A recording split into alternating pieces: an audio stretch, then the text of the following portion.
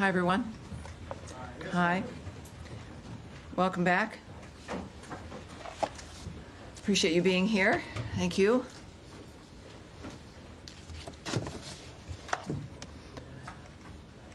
Everyone's set? We're good? Great. Welcome aboard, everyone.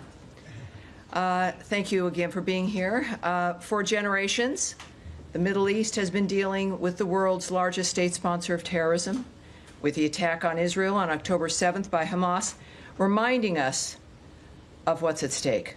Due to the wisdom of the American people, President Trump's election to a second term has offered the world a chance to see an American leader committed to solving many of the world's existential threats with determination. Now, as the conflict between Israel and Iran continues, President Trump has also been clear that Iran cannot have a nuclear weapon.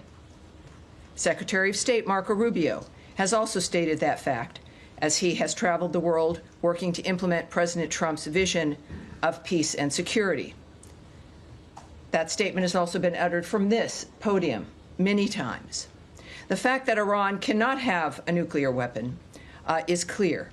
As the White House reminds us, since taking office, President Trump has clearly stated no fewer than a dozen times that Iran cannot be allowed to have a nuclear weapon, for anyone who's unclear on that fact.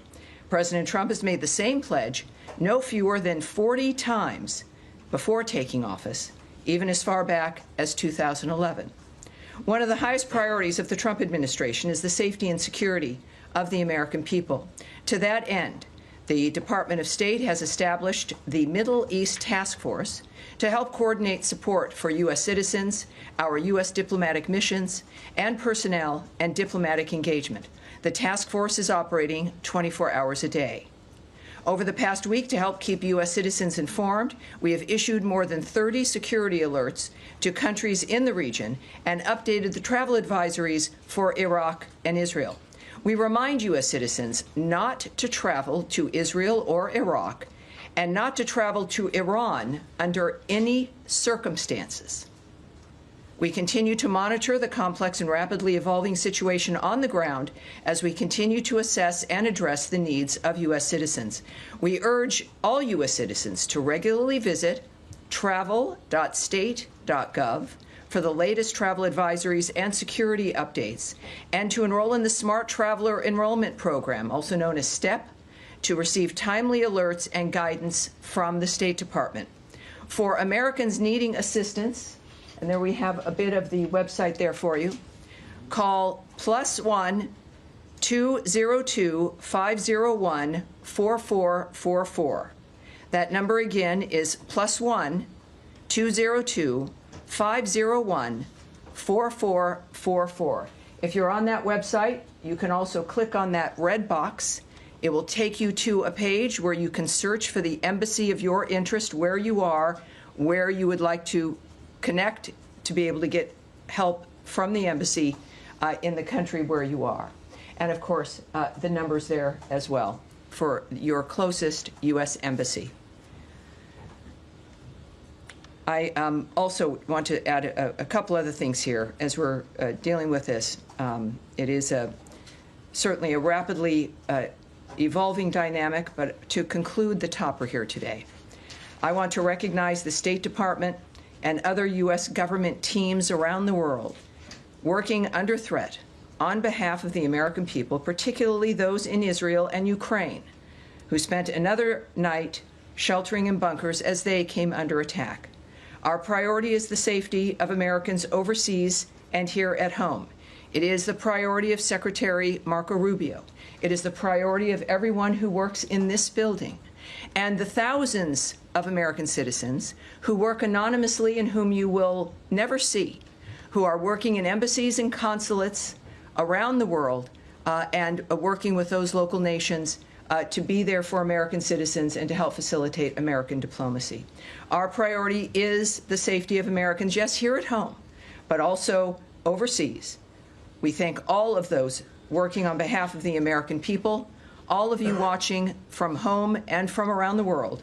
We thank you, and for everyone around the nation, we know and honor your work as we begin another briefing here, ready to take your questions. All right. Yes, sir. Yes, hi, Tammy, thanks. Thanks for that. Could you give us some more details on this task force, how it's going to work, and specifically if it's going to help Americans potentially leave the region, be repatriated, or depending on the countries that they're in, and any more details you can give on that? Right. I won't be giving you, just as a reminder of how today is a little bit of a different day for the briefing. There is always things that I can't say to you. And yet we have a long back and forth. Sometimes we have a little bit of a debate. I won't engage in that today. My responses will be perhaps a bit quicker than usual, and I'll be moving around more quickly to reach as many of you as I can. There will be less than I can answer for you because of the circumstances that we're dealing with around the world. So it is, just want you to know, it's not personal. But we're working on certain things, like the task force as an example. The task force is a group of people who are working, taking the calls of people, of American citizens around the world, making sure that they get connected with what they may need in that region. I won't go into the details of all that the task forces do, of course, but it's about information, making sure people here at the State Department and people that we get the information we need, but also people around the world, American citizens, get directed to the information that they may need as well. So I'll leave it at that, but this is something that the State Department does when there's a situation that requires it, and this is one of those times. Tammy, I'm sorry. Could I just ask Sure, about the Matt, phone sure, number? of course. The phone number that you get, if you call that number, which I can do right now, who do you get? You get an individual who is task force, or? No, you don't get the task force. Oh, that phone number is a general phone number. The task force is busy, but it is a separate unit that is established to take the calls to assist American citizens who call to the embassies. Particularly, you're going to be referred to embassies who can help you get what it is you need. So good question. Thank you, sir. All right. Yes, Andrea. Just a quick question. There's some specific consular needs. One in particular that I'm aware of, and there may be more than one, is an American citizen in Iran, where there is no embassy, no consulate. Mm-hmm. Would that be the Swiss protectorate? Would there be other options? Is consular affairs give any advice as to what to do about Americans right now stuck in? I can't speak to any advice or information regarding individuals in Iran at this point. And what about American Israelis or Israeli Americans either wanting to come out or wanting to get back home? LL, I believe, has resumed flights in some small measure for people mm-hmm. who, some people have kids in Israel and they were visiting the States. Mm-hmm. And they're American citizens. Is there anything that they can do? Where should they call this number? Well, obviously, if you know, and we encourage every American when you travel, is to contact your local embassy or consulate, let them know you're there, make sure you know where they are, have those numbers, and that's what I would recommend, no matter where you're traveling, but certainly in the Middle East, is know where those entities are, know where the embassy is. So if you're in Israel, obviously it's Tel Aviv, it's Jerusalem. Are they open? Well, they will answer their phone. So there's contacts that can happen in the midst of all of this. And of course, I think that's the advice for wherever you are. But clearly, if you're in a certain area, it's obvious in this case that there are certain limitations in that region, and that contact the embassy, the one that is nearest to you, and you will, at the very least, make sure they know where you are, but also they will give you some options for the plans that you would like to make. Yes, Humaira.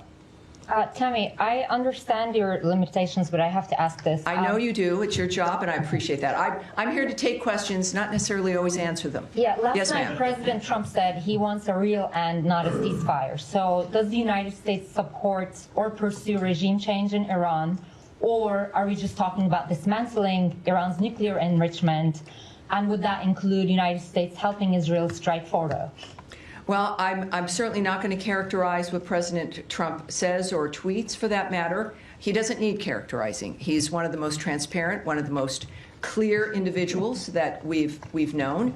I think that we can take his word for his word, but I'm not going to speculate on, in a larger sense, what that would mean That is up to the president. He is the singular guiding hand about what will be occurring from this point forward, as he has been. And I think that dynamic is pretty clear. He says he wants an end, as he has said about every conflict that he has, as a peacemaker, worked to stop peacefully through diplomacy. That has been his commitment. And he wants these things, as he said about a number of situations, not for a month or 6 months, but durable ends to this nature of forever wars. And that has been his posture, and that's his posture now. Okay, I have an easier follow-up. Yes, ma'am. How many people... I'll take a hard one, too. I'd say. How many people so far have contacted U.S. missions in Israel or elsewhere, American citizens, seeking help to depart the country that they're in the Middle East? Yes, I won't discuss those details or the numbers involved with the embassies. Are you guys planning to facilitate charter planes to get people out or military evacuation? I will not discuss what our plans are in that regard. Yes, ma'am. Just to follow up on that really quickly. Sure. Are you guys considering at all operations that would help Americans who want to leave the region from evacuating? I know that our commitment is to the safety and security of Americans around the world. All right? Yes, sir. Yes, sir. Go ahead. Tammy, would the U.S. government like to see a regime change in Iran? First of all, I'm certainly not going to remotely address that. It would require me to speculate or speak on behalf of the president, which I will not do. What we've seen, though, is clear, is months and repeated statements that all he wants is a peaceful world. His activity and the nature of the actions that the United States has taken and his special envoys have been rooted in one thing, which is negotiations, looking for diplomatic solutions to generational problems that he wants solved diplomatically. That has been his constant posture. And there has been nothing that has changed in what he wishes for, what he would hope to accomplish. And so, of course, that's not something I'm going to address. Is the U.S. government and the Israeli government on the same page when it comes to the intelligence about Iran's nuclear weapons program? That is a question for the White House and perhaps the NSC. That's not something I can answer here. Nadia. Thank you, Tammy. The president said you want to see Iran offers unconditional surrender. I'm not going to ask you to comment on the president's statement, but I'm going to ask you if the secretary is involved in any kind of diplomatic missions with his allies, with the Germans, with the French, trying to offer something to the Iranians as a way out. Well, I, again, would not speak on the details of any diplomatic conversations, if they occurred, between whom, what those details would be. We know, of course, the Secretary and the President were at the G7. Their constant work from the moment they came to office has been to, and certainly Secretary Rubio, was to open up conversations and to lead the world through diplomacy to make a difference. But that's the only thing that would guide me when it comes to the nature of the decisions they're making at this point. Yes, ma'am. Without getting into the details of the conversations, is the door to diplomacy with Iran on its nuclear program still open from the U.S. perspective? That would be a decision made by President Trump. Have you heard from the Iranians signaling interest in continuing discussions? That is not something that I can speak to. Yes, ma'am. Going back to the consular piece of this in Israel, the latest security alert from the embassy there still says that the embassy is not in a place to evacuate or directly assist Americans. Do you have any timeline on when that might change for the Americans who are stranded in that country?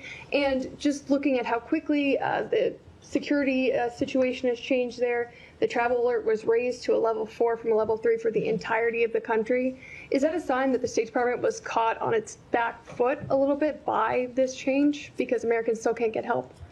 I can say the answer to that last question is no. We are working 24/7 to ensure the safety and the security of Americans around the world. I can say that the Department of State is always planning for contingencies to assist private U.S. citizens' departure from crisis areas, and we will alert the U.S. citizenry community if there is and when there is additional information to share regarding their options during any crisis, but certainly this one as well. When it comes to how quickly people can expect a dynamic, the American government, the State Department, our militaries, you've seen all of these assets, all of these departments involved in this dynamic in one fashion or another, are working exclusively for the safety of this nation and the safety of the American people, wherever they may be. Yes, sir. Thank you, Tammy. At the top, you said that you're advising U.S. citizens not to travel to Israel or Iraq or Iran under any circumstances. Do you have any more general guidance for Americans in the Middle East, more broadly as a region? Are there other countries that you're advocating people depart from? Well, at our website, we have our travel alerts. We also have moved them on our State Department Twitter, our social media accounts. Those are for the public to see. Would there be, what is the specific one for people to look to if they want to look for specific country travel alerts? Is it travel.state.gov? So travel.state.gov, and you will see every travel alert there for you, depending on if you're going to be traveling. It is not just for the Middle East, or if you're in a country right now, you can get your information there.